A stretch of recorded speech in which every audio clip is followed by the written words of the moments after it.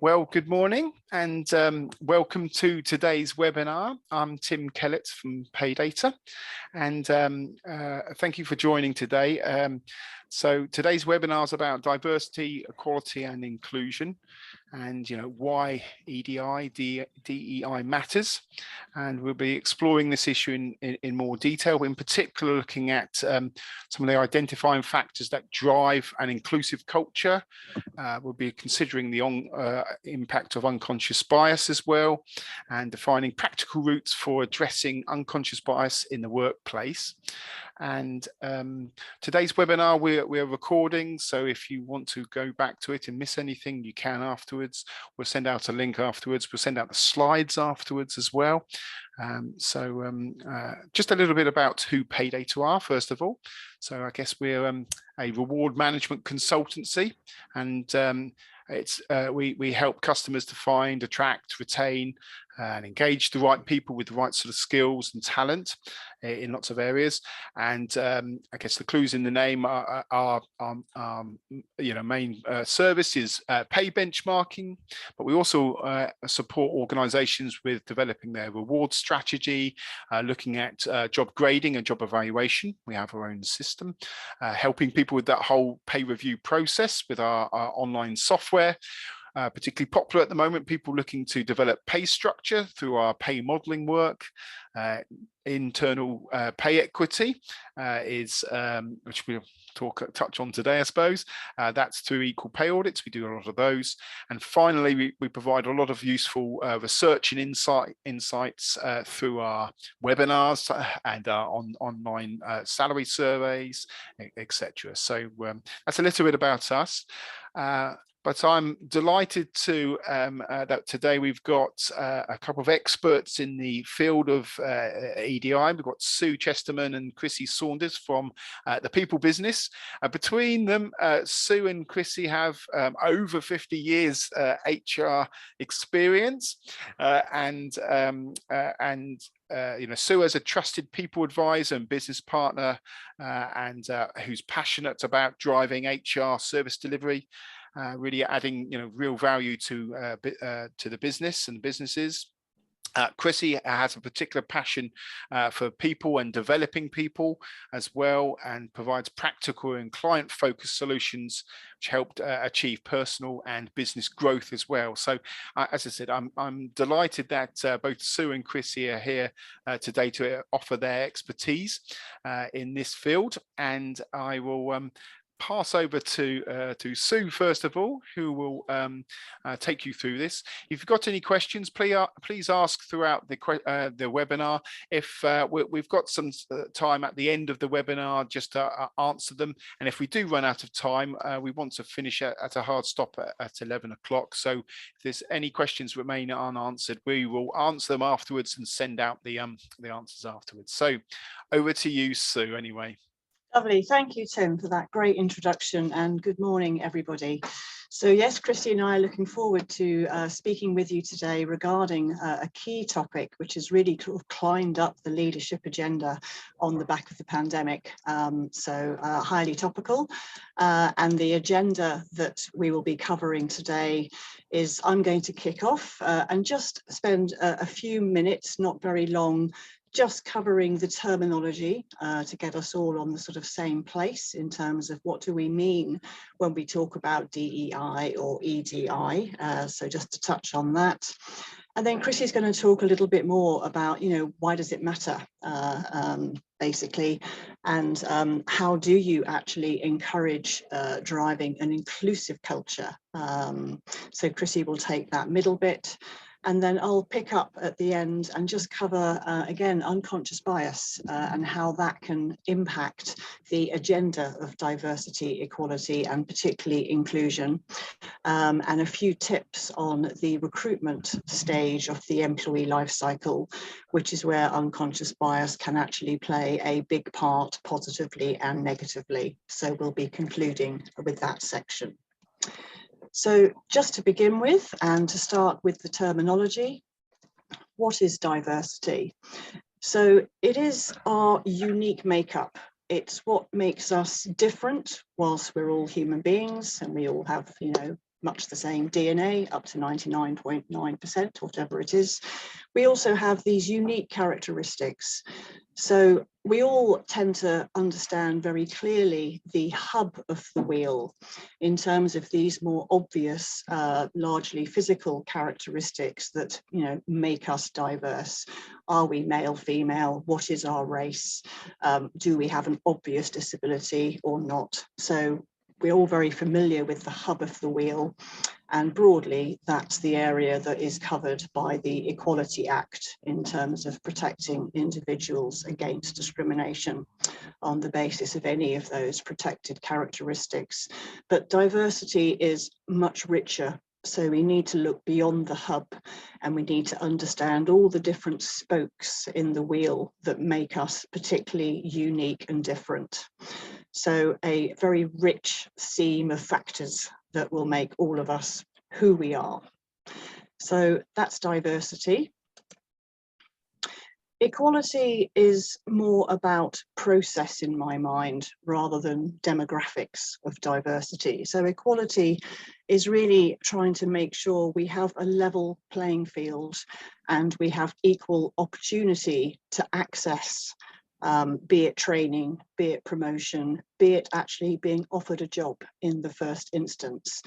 And Chrissie, when she looks at why does this matter, will go through a few statistics and data points around we're not really on a level playing field at the moment. So the aspiration is to do more work to ensure we have true equality of opportunity throughout our employee life cycle processes, from the entry point through the middle part to where people may leave an organisation.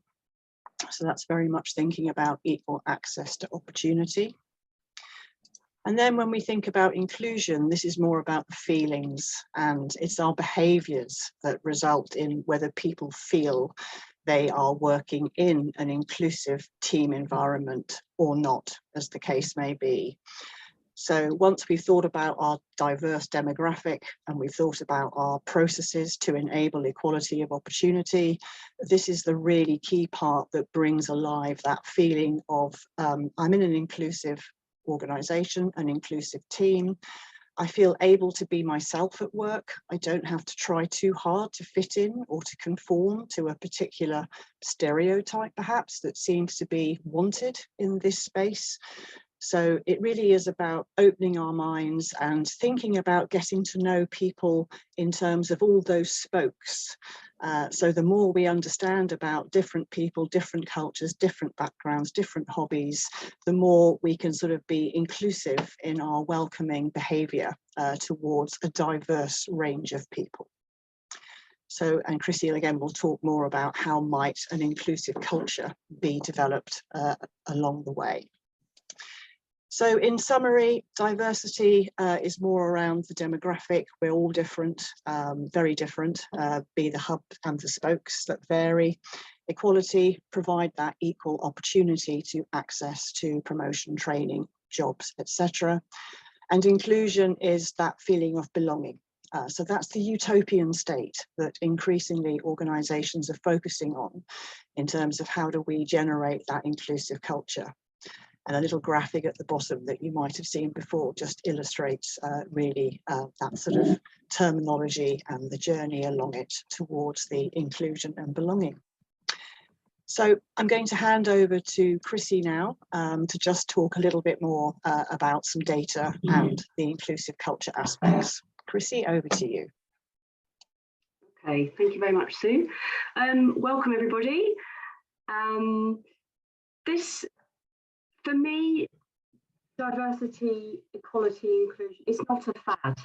And it's not a fad because it really matters that people feel that they can come to work and be themselves and feel that there are opportunities open to them despite their background or their heritage or their colour or their race.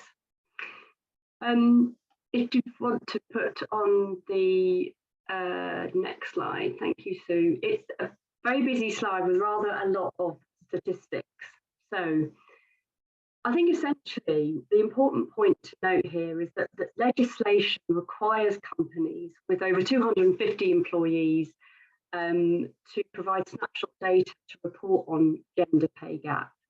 And the statistics show here that there's still inequalities which haven't been helped by the pandemic. I mean, one that really sort of stands out for me is prior to the pandemic, the employment rates unemployment rates were high, and they actually, during the crisis, they rose even more. So now we're coming out of a pandemic into this seemingly new world.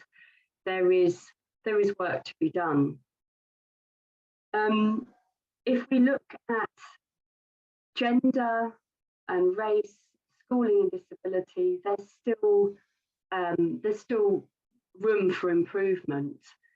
And the government really believes that addressing gender inequality in the workplace could actually increase the national GDP by 10%. So this might look like a slide that, certainly when I read it, I sort of thought, oh goodness, this doesn't paint a very good picture. But, well, it doesn't. And that's why DE&I really, really matters, because if we carry on this sort of downwards trend, then people are not going to be feeling that they are have fairness at work. Okay, next slide, please. Thank you. There are tangible bottom line benefits for companies who embrace DE&I in their culture. Okay. The recent research by McKinsey has shown a couple of things: that companies in the top quartile for gender diversity on their executive board teams are 21% more likely to have above average profitability than companies in the fourth quartile, and that's massive. For ethnic and cultural diversity, top quartile companies were 33% more likely to outperform on profitability. So, and this was research done, way back in 2017, 2018. So it's fair to say then that if, as organisations, we know we need to grapple with or address DE&I, this is the business case for doing just that. Apart from the sort of moral and social reasons, I think there's been a real shift actually in people's thinking on DE&I, and it's come to the fore for many, many, many different reasons, which we won't go into on this webinar. But what's important, I think, is that as organisations, you think to yourself, how can we harness that energy? Because there's a desire and energy from the bottom up, actually, as well as top down. Okay. And, what happens if we don't? What happens if we ignore DE&I? Well, quite honestly, discrimination of any sort just really impacts an individual's well-being and the way in which they feel when they come to an organisation to work. It affects their performance, their morale, and if your staff don't feel that there's fair opportunities, they're going to take time off work. So that will result in high absenteeism. There could be conflict internally if others around them are not being, if people feel they're not being treated fairly, things are being said in a way that they find hurtful or discriminatory. What are they going to do with that? Are they going to take that up the line and discuss it with their line manager? Possibly not. What they might well do is just leave. So, our people are a hugely important resource, and their morale really matters. And we know that discrimination of any sort has such a negative impact on morale. So trying to get the best out of our people, we know that impacts our profitability. We know that impacts our absenteeism rates and turnover rates, etc. So if we don't address some of the unseen or microaggressions that happen in the workplace, we run the risk of actually harming an organisation's reputation, because, as you all well know, if somebody says to you at the weekend, how's work going, and you're able to say, well, I love working where I work because they really support me in what I'm doing. That's a really powerful message, and that will really help an organisation's reputation. And if you hear, if the response is, I just don't feel like I've got room to advance, I joined, it all felt rather great, but now I feel like I'm being sidelined and left out because of my race, because of my sexual orientation, whatever that is. That is, in 2022, that is just not an excuse anymore. Another point to note, I think, also is that, sorry, Sue, you can go on to that next slide. Yeah. Your customers, your suppliers, and your prospective employees, your brand needs to know that you're taking DE&I really, really seriously. And there's clear business cases for it. And here we can see some of the benefits. For me, I think once you have higher levels of employee engagement and motivation, those things really, really matter. So the role of the manager here plays a really important part, and the role of leadership in your organisations. So how bought into the whole culture and philosophy of DE&I are your managers and are your leaders?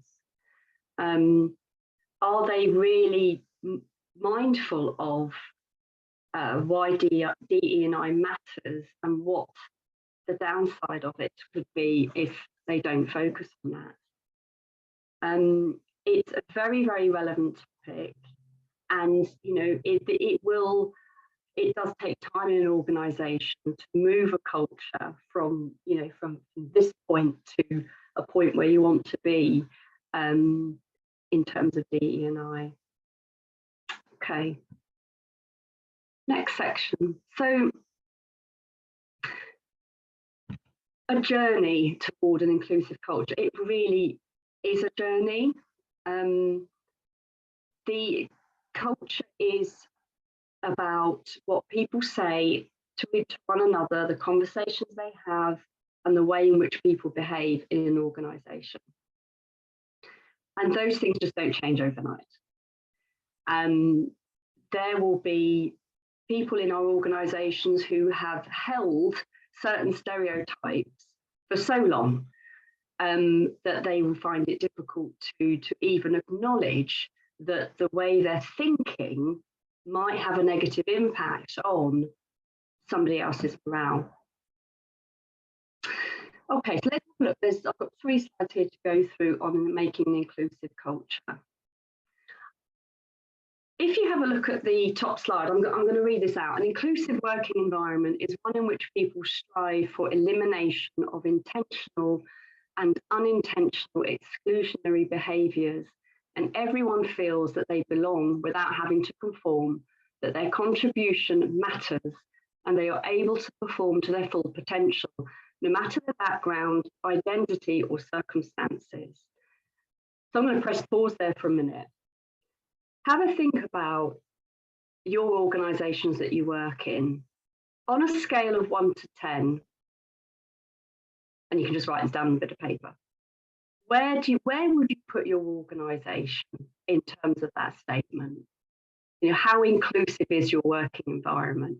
And that's a very sort of quick and dirty way of some kind of audit, if you like, on DE&I. I mean, we wouldn't condone you doing just that. However, I think that is a great statement and a great conversation starter to be had with your leaders and with your managers, actually. Where do you think you are on that scale? And it doesn't matter if you're 1 because then there's this absolutely room for improvement.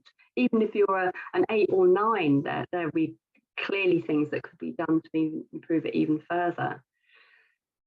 So what makes up our organisations are things like strategies, policies, the way we do stuff around here. I mean, you hear that a lot, don't you, in organisations? Oh, that's the way it's always done around here. Well, is it? So there needs to be some very careful thought taken to a review of all of those things. How are they enhancing your DE&I culture? How are they getting in the way? What needs to be done, changed, added, and built on?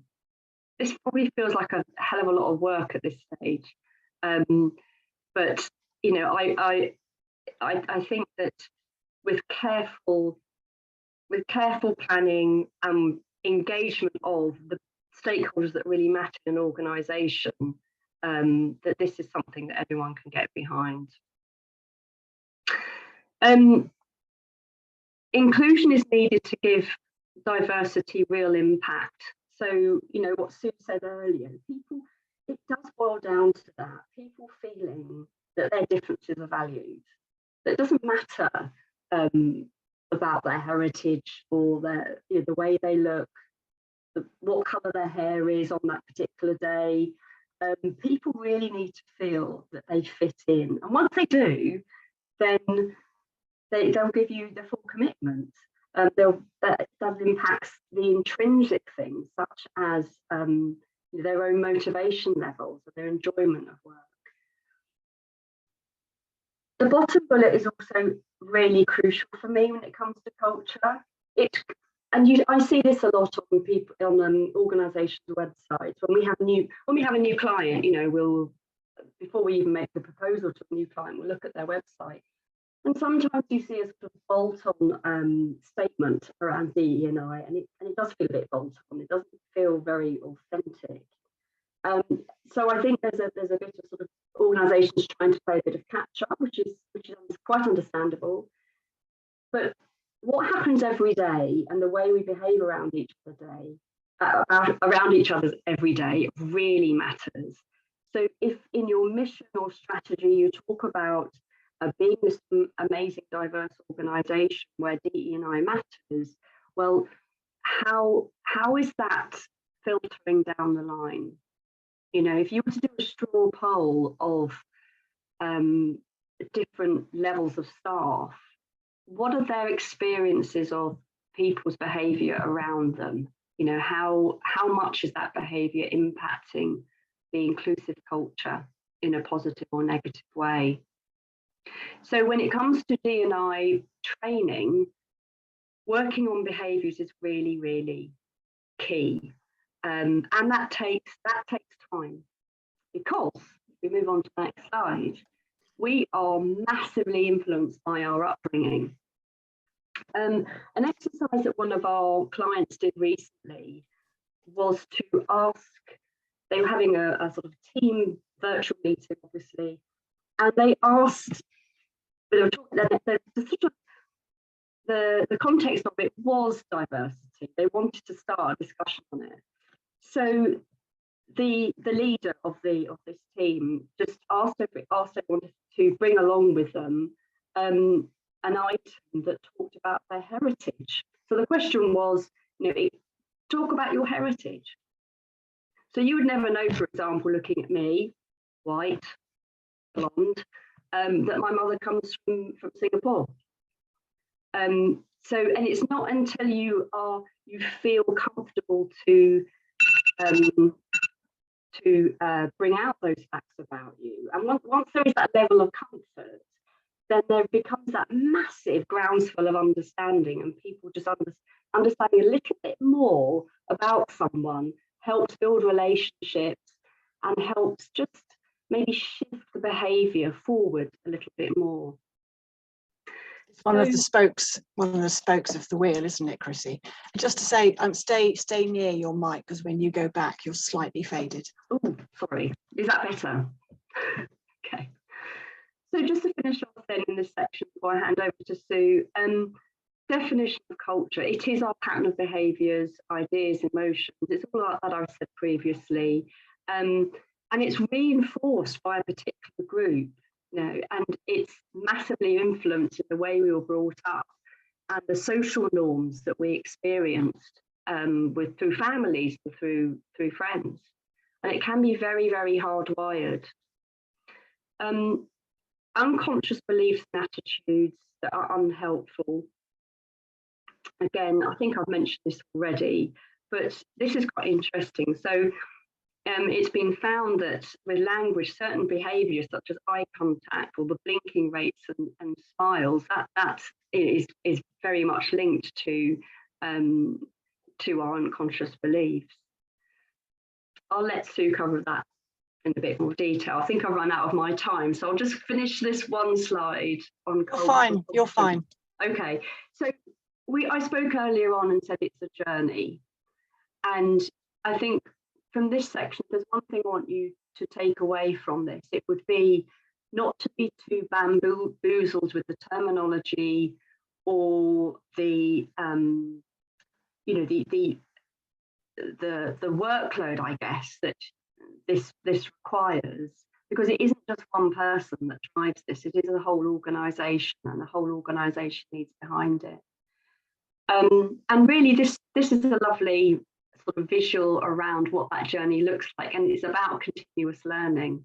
So having an open attitude, being really self-aware, understanding, you know, what you might have said or not said, or your body language, how that's might be accepting or not accepting. I used to work in the Middle East, you know, and hand gestures are super important out there, and what you should and shouldn't be doing. So having some understanding, having some awareness and acceptance.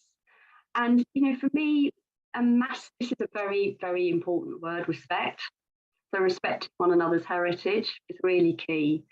And then one hopes that we get to a point where we feel appreciated and that we belong despite all of our different backgrounds.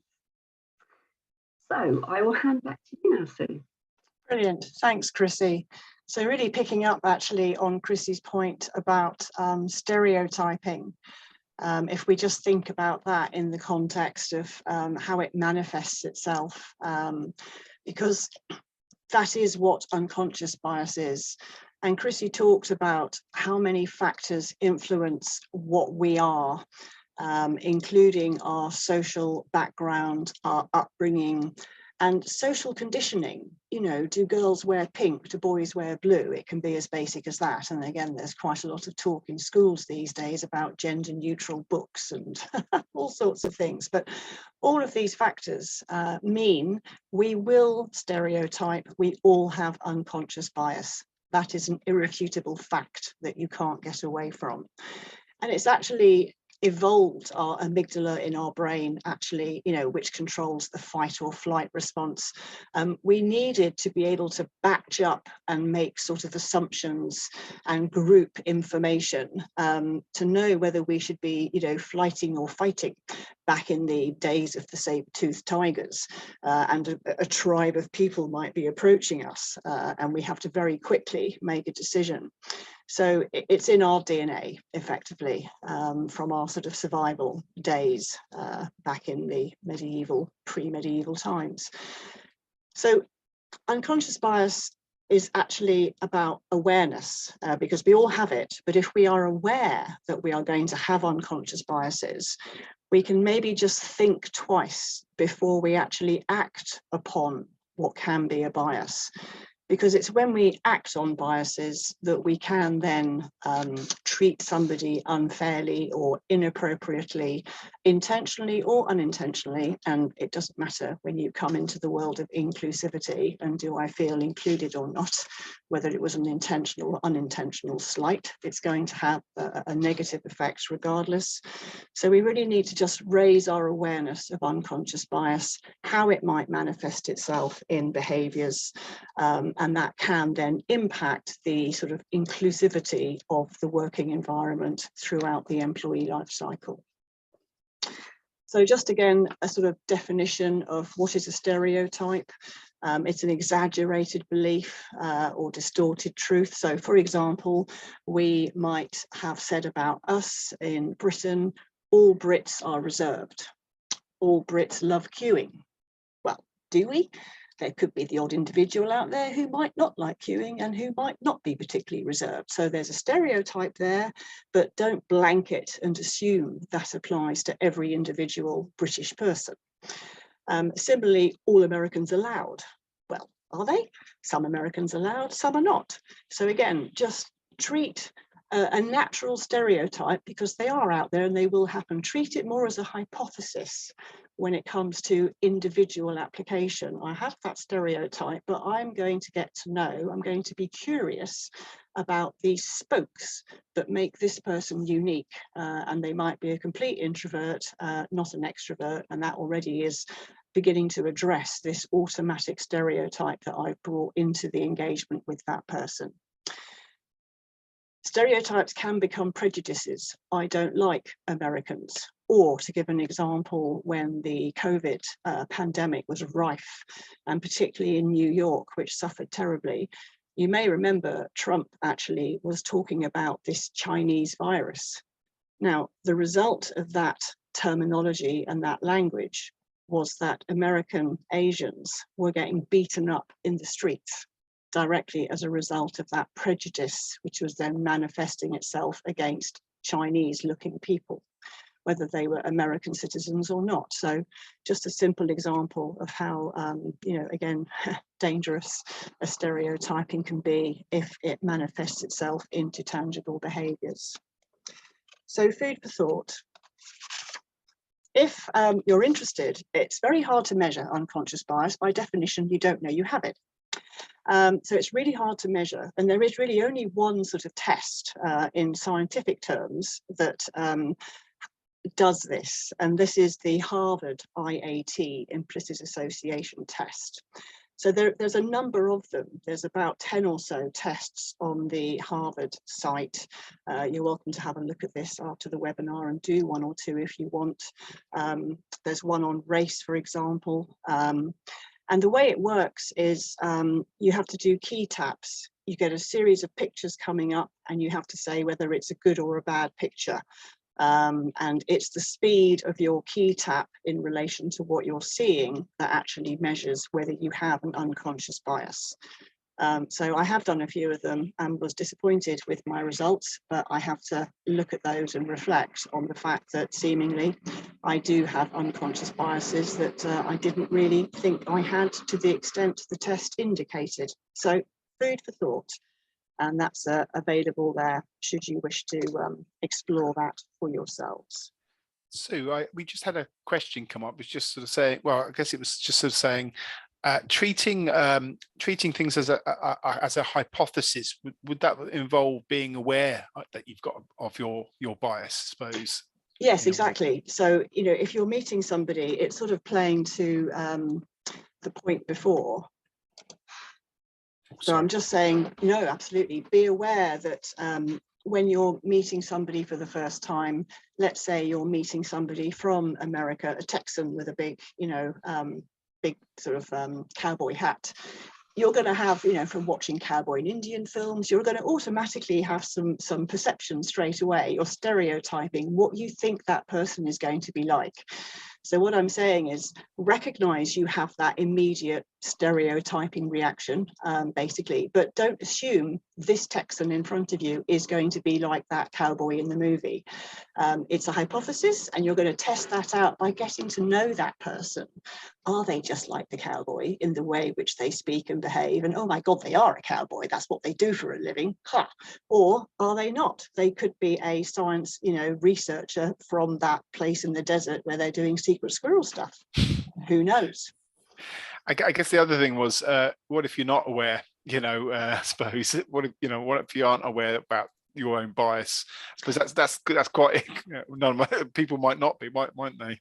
No, that's the whole point. And let me move on to exactly that section, which is all we can do is work on our awareness. And by understanding different types, oops, did I go one too fast there? It's probably me, actually. Sorry. There we go. So to Tim's point, you know, all we can do is just increase our awareness of different types of unconscious bias, and you might find some of these resonate with you. They did with me as I did much more research and got quite into this topic, and I was recognizing myself, particularly when it comes to recruitment, which is what we will conclude with. But name bias is a very, very common and prevalent bias. So it is a fact, and it's been proven, and there is a serial litigation person who's sort of taken employers to gazillions of tribunals because they send in a CV, the same CV with a different name. You know, one is perhaps Raj Patel, one is Roger Smith, and in fact what happens is the white sounding name gets through far more frequently than an ethnic minority sounding name. So that's a really common bias that unconsciously we're sifting through and going, like the sound of that one, don't like the sound of that one. It's not necessarily on any rational CV justified criteria, it's that unconscious bias. Because if I jump to affinity bias, it is natural that we gravitate to people like us. That is what we do. So again, be very aware that we're looking for mini-me's. So you can fall into that trap when you're hiring, and you have a conformist culture. You end up with this conformity bias. I want to make sure I hire someone who fits in with the culture. All of these biases go against a diverse and inclusive culture. So I would encourage you to think about culture add, not culture fit. Just these subtle changes in thought process can really help broaden the opportunity, the equal opportunity for all sorts of individuals to gain entry to your organisation on their merits, not on what their name is, the fact that they're a bit like you and went to the same school, or they play hockey, jolly good. So again, be aware of name bias, be aware of affinity bias, and be aware of confirmation bias, because you're looking for the person to say the right things. I'm looking for this answer when I ask them, oh, they didn't give me the right answer. I'm going to ask them another question, and a leading question, ask the right answer. So I like the look of you. You had a nice firm handshake. You're the one I want, and I'm going to make sure that all the evidence I now gather is going to fit my bias towards you as a mini-me in the first instance. So multiple ways that bias can manifest itself throughout any type of engagement in the employment sphere or in your personal sphere. So again, just think about, you know, when you go for a coffee break or a lunch break, don't always go with the mini-me's or the people you gravitate to. Make an effort to go and meet other people and go for a coffee with someone you might not normally do that with. And all of this helps really develop our understanding and valuing of diversity, and therefore getting further along the inclusive cultural journey. That immediate lecture is over. Let me move on. So we've touched on recruitment already, and it's fundamental. I mean, it is the gateway to your organisation, and it just drives so much ultimately. If you get it right, fantastic. Really helps strengthen culture. Culture add makes it richer, more inclusive, and that drives productivity and performance, and people can really give of their best. Get it wrong, and Chrissie talked about that earlier, the costs of exclusion you know, are multiple. So again, be aware of this conformist risk, conformist bias. So think about your culture, but don't let that constrain the people that are coming into your organisation. Be aware of those biases. Watch out for gendered language. The earlier slide talked about, we all, bizarrely or not, we all favour men over women when it comes to hiring. Lots of studies haven't quite worked out why is that. They even did this experiment with the scientists in Princeton, so objective scientists, these professors who were hiring, and they gave 137 professors a bunch of CVs which were like basically half male, half female with comparable grades and references. And the bias towards picking a male candidate out of that candidate pool and offering them $4,000 more per year than they would a female candidate was the outcome. So just be mindful, basically. Generally, male or female isn't really going to dictate who is the best candidate for the job, but you will find yourself biased towards the male. And the same with gendered language. Think about the language in your job descriptions, in your adverts, because again, we can deter. Women are a bit more realistic in terms of they like to sort of think, if I meet 100% of these criteria, I'll apply. Men think, I've got 60%, that'll do, I'm going to give it a go. So there are all these factors that can lead to more of a male bias. So again, think about the language of the criteria to make sure that you're not already biasing the scope for people to apply to you to be more male or more female. So food for thought there. Just a little test for you, and I know you can't actually chat here, but just take a moment and jot down which 5 out of these 10 words would you say have a male bias? So just take a moment and pick the 5 that you think have a male bias. Tim, do you want to have a guess? Put me on the spot. Okay, so oh, sorry about this. I'm just trying to find my make sure I can see it on the screen. Right, okay, so I only saw half the screen. So competitive, yes. Confident, yes. Let's see, committed. No, oh, okay. That's female bias. Oh. Let's see, lead. Yes. That's 3, isn't it? Yep. 2 more to find. Let's see, responsible. Nope, no, that's female. Go. A little tip for you: go for the A's. Oh, okay. Well, analyze and active. That's right. Yep. So there you go. It was a survey done by there's this company Textio, which actually analyzes words in adverts, and it looked at supermarket adverts, and this was its findings, that basically there's a high prevalence still of male/female dominated language in supermarket adverts. So just something else to think about in terms of the effective recruitment and not putting bias in right at the very start. And really, it's thinking about, you know, job listings, particularly currently Brexit, labour pool shortage, cost of living, people wanting more money, people, if they don't feel they belong, reevaluating their work-life balance, etc. It's such a huge talent out there, war for talent. So again, even just getting your advertising and job descriptions gender neutral should generate a much greater response in terms of your candidate pool opportunity. So just a couple of little polls while I think about it, and we're just going to have a little look at some of these biases as we come towards a sort of summarising section of this webinar. So I'm going to launch a poll for all of you to have a go at. Hopefully you're seeing that on your screen, and the question is, how many CVs do candidates with Asian or African sounding names have to distribute to obtain an interview? So some of you have had a go already. We've got quite a few at the moment, thinking 16, some 12. Just give you a few moments, the answers are coming in. So how many CVs does an Asian or African sounding candidate name have to distribute to get an interview? Okay. Another few seconds, make your choice, just have a guess. You're not expected to have the perfect answer. Okay, I'm going to close the poll and let's see what people thought. So this is what people thought. Nobody thought it was 9. Everybody thought it would be more. To get one interview, they would have to send more than 9 CVs. 21% of you, so a fifth of you, thought that a Black or Asian sounding name would have to send in 12 CVs to get one interview.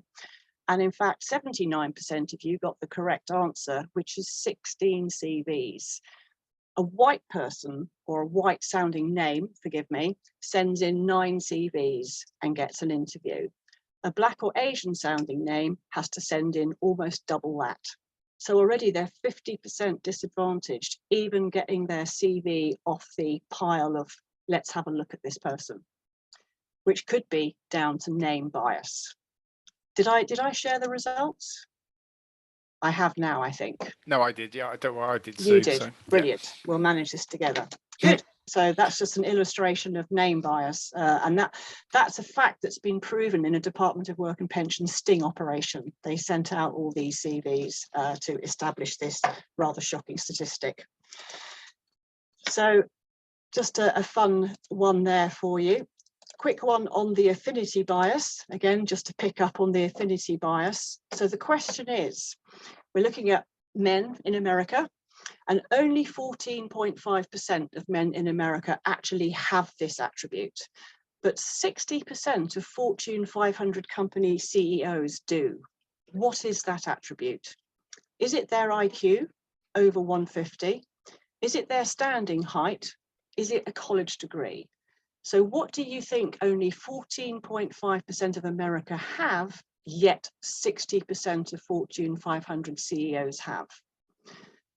So I'm going to ask you to just quickly plonk for one, give it your best guess.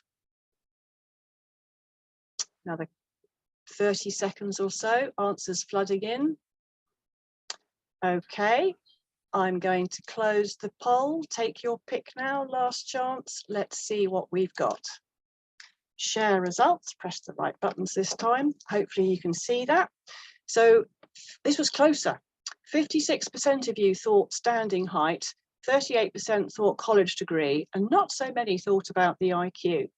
Well, the answer is standing height, which has nothing to do with competency to do the job, one would imagine. And for good measure, to add insult to injury, for every 6 inches more taller than 6 foot, you get another $500 a year.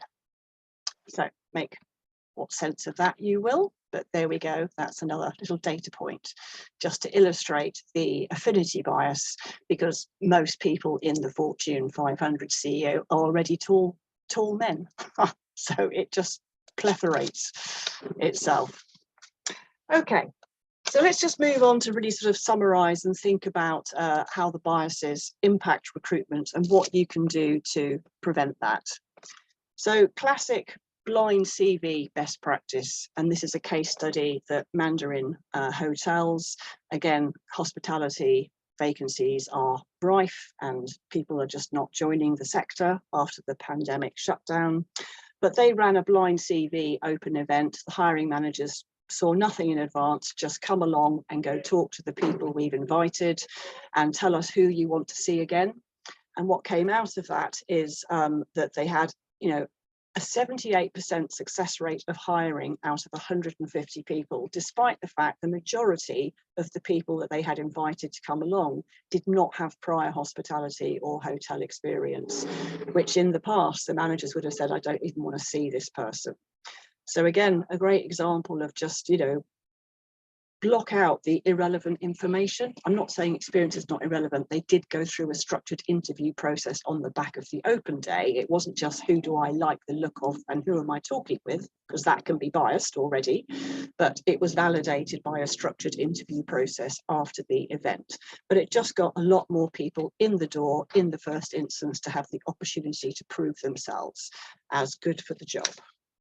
So think about that. In terms of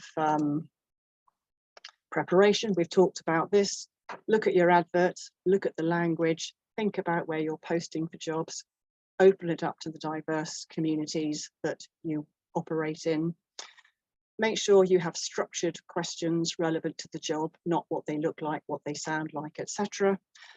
Don't rely on the first impression, oh, it's a loud Texan or whatever. Just think about those structured criteria and don't let those biases drive you straight away to discount that person. And don't rush recruitment. You will have cognitive fatigue. You'll remember the first and the last candidate. So again, just think about sensible management of the process to give every candidate fair opportunity and give yourself the best chance of landing the talent you need for your job. So listen in the interviews. Don't assume upfront, discount the person, and therefore you've made the decision. You make the decision after the interview, not during the interview, once you have a chance to evaluate the evidence. Talked about, again, watch out for these biases. They sound funny. There's another poll we haven't got time for, but it talks about, very much bias in hiring managers according to regional accent. So a Brummie accent, not so good. Geordie accent, good, they're friendly.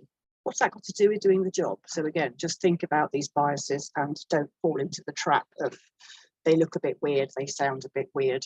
Focus on the right-hand side, the actual structured criteria to give every candidate equal opportunity against actually the criteria you need to do the job successfully.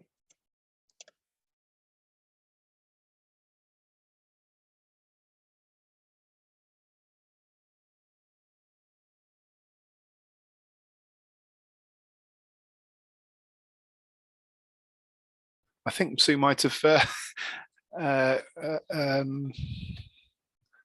think Sue might have lost connection there. Oh, maybe just coming back now. Are you there, Sue? Sorry, I don't know what happened there, but we're concluding. We got you back. You're back in the room. So just to finish off, really, it was a final reflection slide, just to say, think about biases. Sorry, I vanished. I've no idea what happened. But, there we go. There's the reflections. Exactly. So thank you very much for your time and attention. And I think we still have a little bit of time for Q&A. Now that's oh, here we go. I don't know if that was, is that the final slide? That's the last one, yeah. Yeah.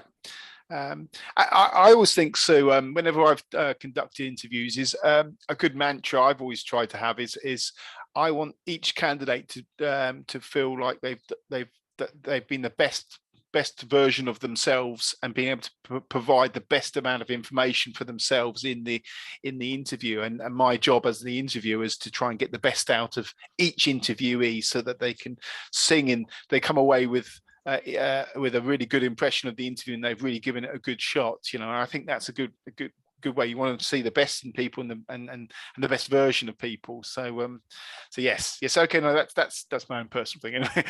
Okay, well, thank you very much. That's been incredibly interesting and useful. Thank you both, Chrissie and Sue, and some really useful things here have come up. So I guess it's just really if anyone has any specific questions that they were asked.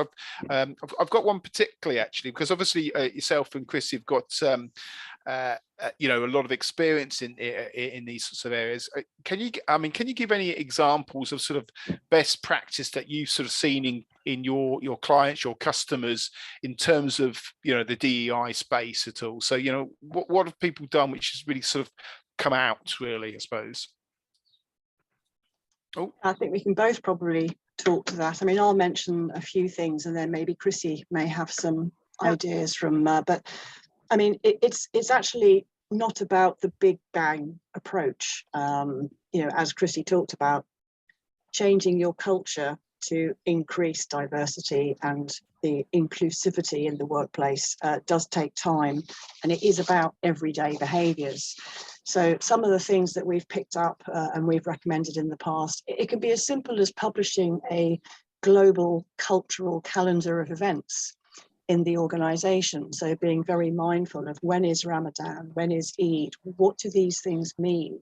Encouraging staff to perhaps bring in, you know, some sort of particular food to celebrate particular events. I mean, not during Ramadan, be sensitive to that. But again, so even sort of a global cultural event calendar has been, again, quite a simple, which can be driven by staff themselves in terms of, again, driving awareness of different cultures and behaviours, and also, again, simple things like even setting up unconscious bias training for managers. Again, that can really help raise awareness of how we might gravitate towards a particular group and be mindful of how we actually behave differently in the workplace to make more of an effort with those groups we don't naturally gravitate towards, so they don't feel like out groups anymore. That in group is widening.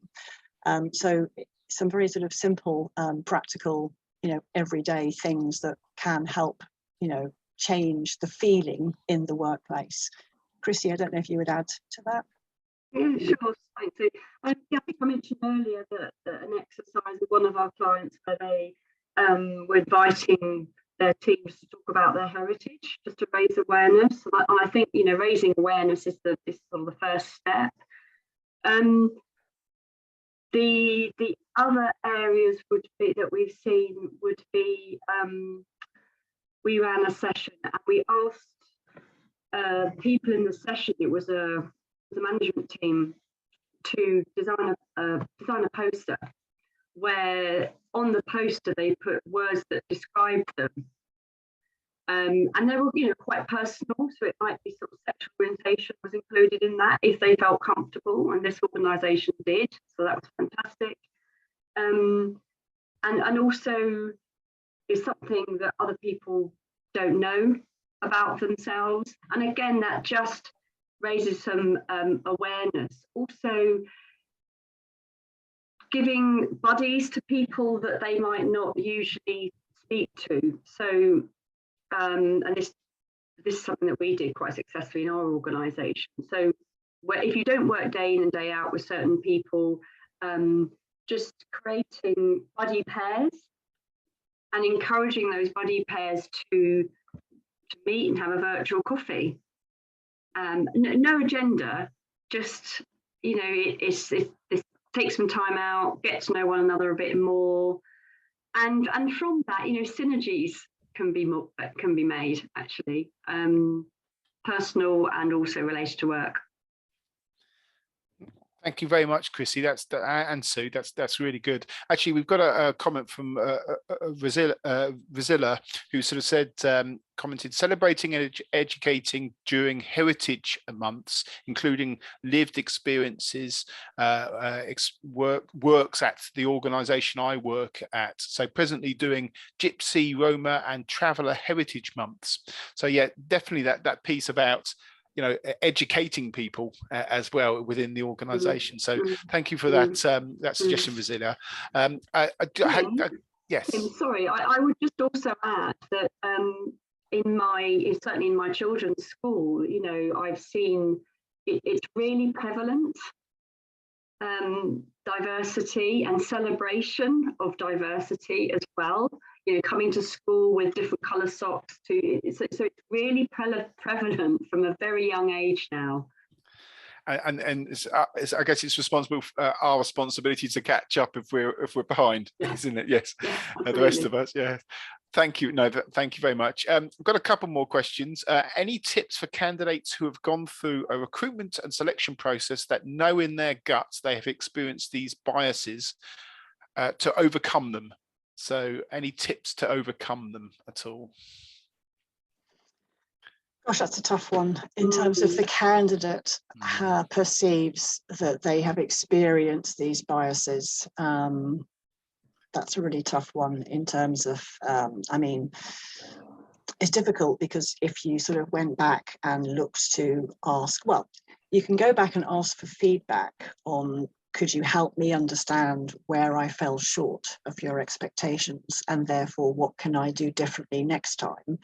But if it is unconscious bias, the hiring manager or the people doing the feedback may not have recognized that, and that feedback may not align with what you perceive were the reasons.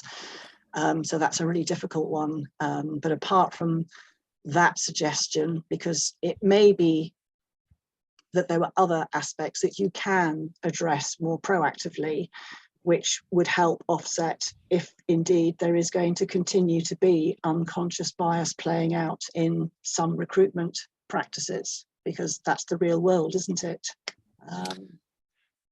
I think, maybe that's something to we can reflect on and answer. I'm just sort of conscious about times. So there's one or two other questions as well people have come up with. So what we'll do is, because we've got a hard stop and it's almost 11, my clock's a little bit fast, by the way, behind me.